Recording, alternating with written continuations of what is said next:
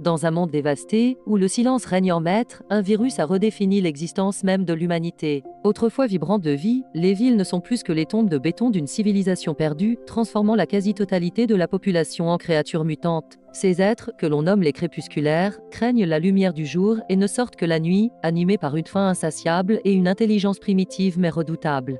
Au cœur de cette désolation, dans les rues abandonnées de New York, un homme survit. Robert Neville, un brillant scientifique et ancien lieutenant-colonel de l'armée américaine, est peut-être le dernier homme non infecté sur Terre. Chaque lever de soleil a une bénédiction, un répit temporaire contre l'horreur qui se tapit dans l'ombre. Sa seule compagnie est Sam, son fidèle berger allemand. Ensemble, ils suivent une routine immuable, une discipline de fer qui les maintient en vie et préserve la santé mentale de Robert. Le jour, ils explorent la ville morte, chassant les cerfs qui ont repris possession des avenues et récupérant des provisions dans les appartements et les magasins désertés. Chaque recoin de la ville est un souvenir douloureux d'un monde qui n'est plus.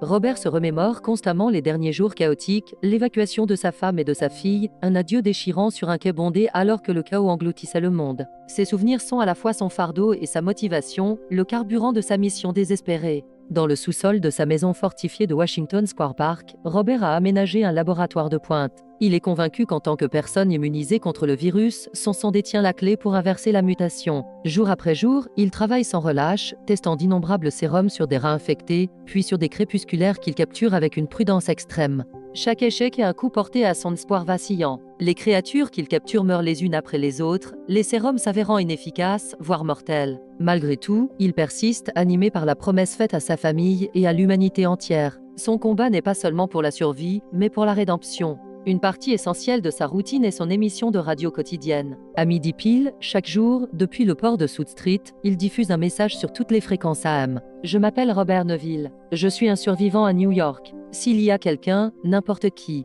sachez que vous n'êtes pas seul. Je suis au port de South Street, tous les jours, à midi, quand le soleil est au plus haut. Soyez prudents et que Dieu vous garde. Ce message est une bouteille à la mer, un appel lancé dans le vide dans l'espoir qu'une autre âme essolée l'entende. Mais après 3 ans de silence radio, l'espoir s'amenuise, laissant place à une solitude écrasante. Sam est son ancre, son confident silencieux, le seul battement de cœur autre que le sien dans ce monde de monstres.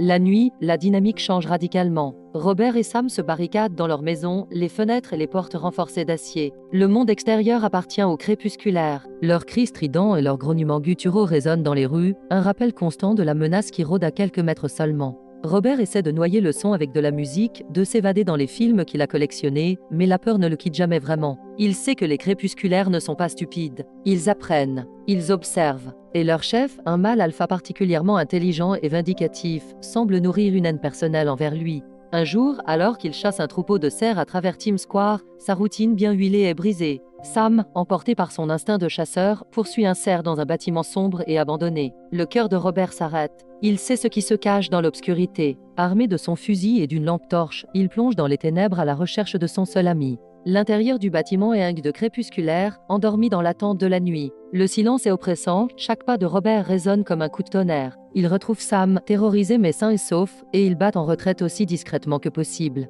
Mais ils ont été repérés. Le mâle alpha, depuis le fond de la pièce, le fixe avec une lueur de haine et de reconnaissance.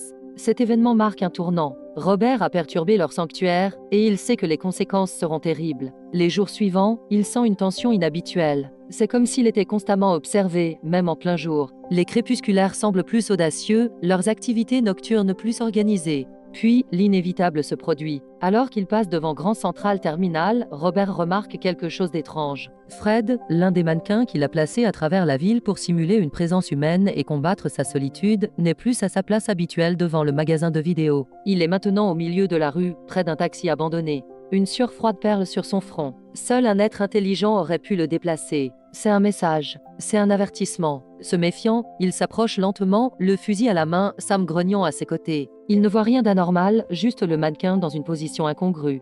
Soudain, son pied tire sur un fil invisible. Le sol se dérobe sous lui. Il est projeté en arrière, la cheville prise dans un collet de métal. C'est son propre piège, une réplique exacte de ceux qu'il utilise pour capturer les crépusculaires. Ils l'ont observé. Ils ont appris sa méthode et l'ont retourné contre lui. Suspendu la tête en bas, la jambe enserrée dans le piège, Robert perd connaissance sous le choc de la chute. Quand il se réveille, le soleil commence déjà à décliner à l'horizon. La panique s'empare de lui. Il doit se libérer avant que la nuit ne tombe, avant que les monstres ne sortent de leur sommeil. Avec une douleur atroce, il parvient à sortir son couteau et à couper la corde. Il s'écrase lourdement sur le sol, sa jambe blessée criant de douleur. Sam aboie frénétiquement, sentant le danger imminent. Alors que les dernières lueurs du jour disparaissent, les premiers cris des crépusculaires se font entendre, plus proches que jamais. Le mâle alpha apparaît au bout de la rue, flanqué de 2 chiens infectés, leurs yeux brillant d'une lueur maléfique dans la pénombre. Ils avancent lentement, savourant la vulnérabilité de leur proie. Robert, blessé et à peine capable de se tenir debout, sait que c'est un combat qu'il ne peut pas gagner.